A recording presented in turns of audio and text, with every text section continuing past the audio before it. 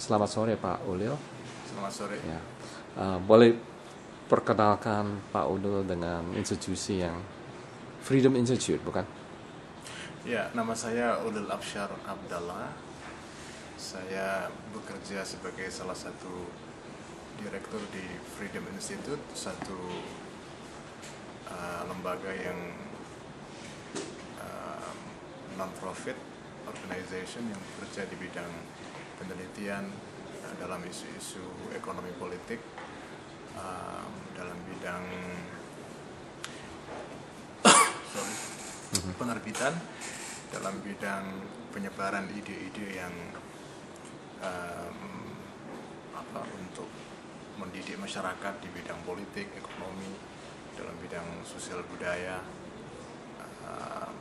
Freedom Institute punya perpustakaan publik yang mungkin cukup bagus di Jakarta sini, di daerah Proklamasi, di seberang persis Tugu Proklamasi. Yaitu sekilas mengenai lembaga di mana saya bekerja sekarang. Saya juga salah satu pendiri dari satu lembaga yang disebut dengan Jaringan Islam Liberal, yang kantornya tidak terlalu jauh dari sini, daerah Hutan Kayu, ini di daerah Menteng ya. Ya, itu perkenalan mengenai lembaga saya. Oke, jadi bagaimana saya dengar Bapak juga udah pernah diancam dengan grup Islam yang ekstrim, bukan? Ya, pernah, dan pernah terjadi satu insiden pada bulan Maret yang lalu, ada bom buku yang dikirim ke kantor saya di Hutan Kayu. Dan boleh tanya kenapa itu? Mungkin Saya nggak tahu kenapa. Oke. Ya, jadi apakah mungkin ada pemikiran yang tidak setuju atau tantangan apa yang besar di dalam Bapak punya filosofi? Ya, selama ini saya lebih banyak bekerja di bidang pemikiran Islam ya, mengembangkan gagasan-gagasan Islam yang lebih sesuai dengan tantangan yang dihadapi oleh masyarakat Islam di era modern, terutama di Indonesia abad 21, mengembangkan Islam yang toleran, yang pluralis, yang menghargai hak asasi manusia, yang sesuai dengan kesetaraan gender, yang menghormati hak-hak kaum minoritas. Itu semua adalah isu-isu yang selama ini lebih banyak saya geluti. Juga hubungan antara Islam dan agama-agama yang lain, dialog antar agama, pentingnya komunikasi dan dialog yang produktif antar agama, karena itu salah satu hal yang kita perlukan untuk membangun masyarakat Indonesia yang damai. Jadi tentu itu tercantum dengan pendidikan juga ya. Jadi bagaimana menyebarkan itu pendidikan dari satu institusi seperti Freedom Institute? Salah satu strategi kita untuk mengembangkan gagasan ini adalah memang menyebarkan informasi atau ide-ide yang tentang Islam yang sesuai dengan tuntutan kemodernan ya. Bisa melalui seminar, bisa melalui diskusi, bisa melalui blog, bisa melalui website, bisa melalui penerbitan buku. Kita semua melakukan itu semua. Bisa melalui program di televisi atau di radio, itu juga kita lakukan ya. Bagaimana ini organisasi dukung? Ada funding atau dari Freedom Institute, salah satu fundingnya datang dari Bapak Abrizal Bakri, juga dari sumber-sumber yang lain, dari luar negeri, juga dari dalam negeri sendiri. Lembaga saya yang lain, Jaringan Islam Liberal, didukung oleh berbagai lembaga pendana dari dalam negeri, dari luar negeri, bersama dengan lembaga-lembaga yang lain. Oke, bagaimana pandangan pemerintah terhadap pandangan Bapak? Saya tidak tahu. Tidak tahu, oke. Saya tidak tahu. Apakah pemerintah Mestinya juga suka karena kita mengembangkan, saya dan teman-teman mengembangkan gagasan Islam yang toleran, yang pluralis, dan itu dibutuhkan oleh negara kita saat ini sebetulnya. selalu yang dari luar negeri kita memikir kenapa organisasi seperti FPI, bisa berkembang di Indonesia?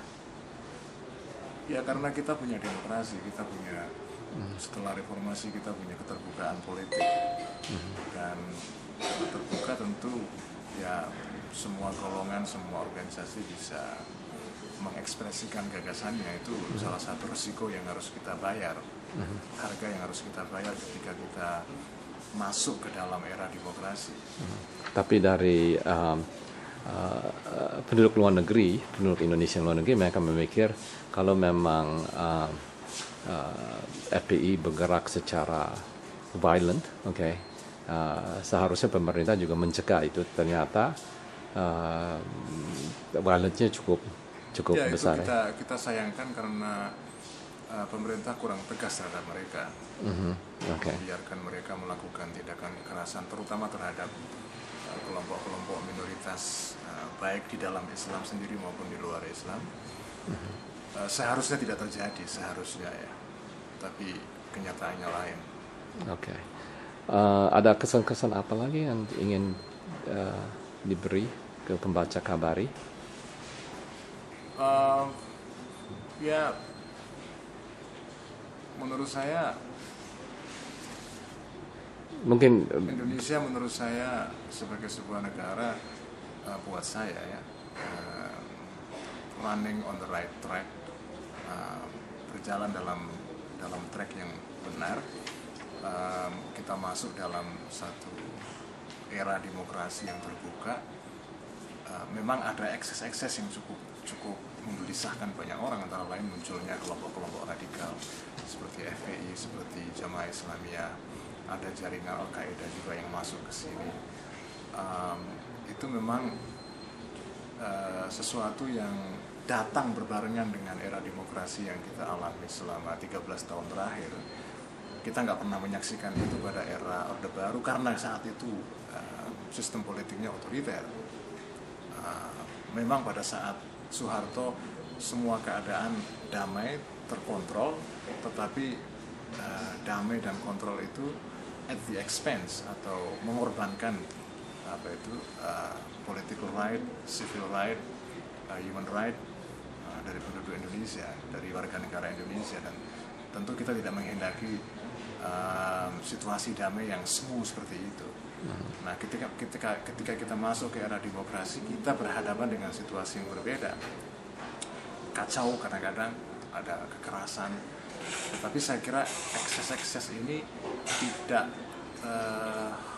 menegasikan atau menihilkan, membatalkan positifnya demokrasi itu sendiri sebagai satu sistem yang mesti kita pertahankan terus.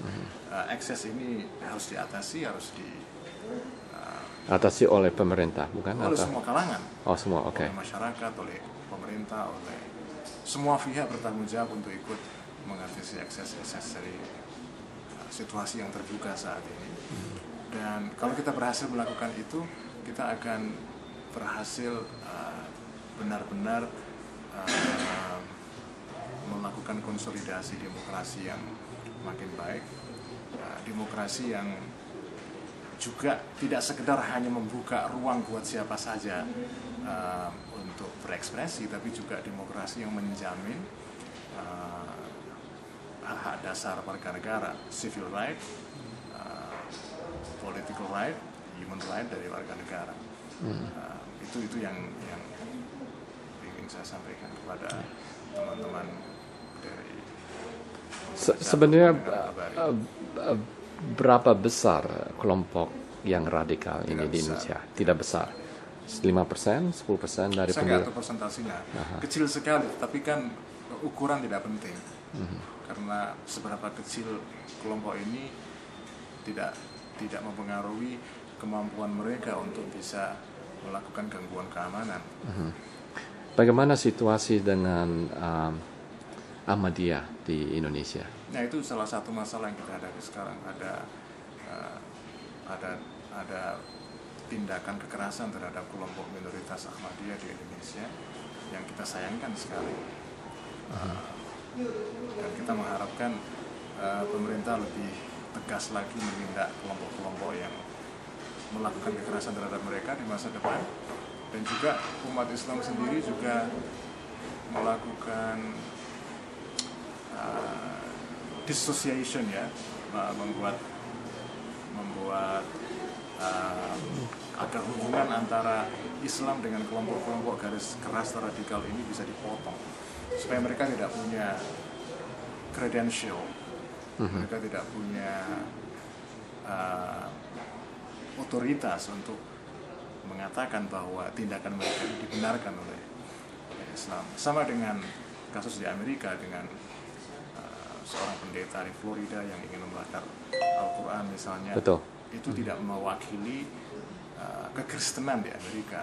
Sama dengan di sini umat Islam harus melakukan tindakan dissociation, memotong hubungan antara kelompok-kelompok radikal ini dengan kelompok-kelompok Islam mainstream, mainline Islam, supaya mereka tidak menghijack atau membajak Islam untuk menjustifikasi tindakan-tindakan mereka yang violent. Yeah. Final question. Tantangan apa yang besar untuk Anda? Untuk saya? Ya. Saya tidak terlalu penting buat ya, saya punya banyak tantangan yang saya hadapi sendiri. Menurut saya lebih relevan berbicara tentang tantangan Indonesia. Tantangan Indonesia ke depan menurut saya adalah apakah kita bisa sukses melakukan economic development, karena itu syarat penting untuk melakukan konsolidasi demokrasi. Kalau kita makmur, sukses secara ekonomi, tindakan-tindakan kekerasan dan radikalisme mungkin bisa sedikit dikurangi. Oke.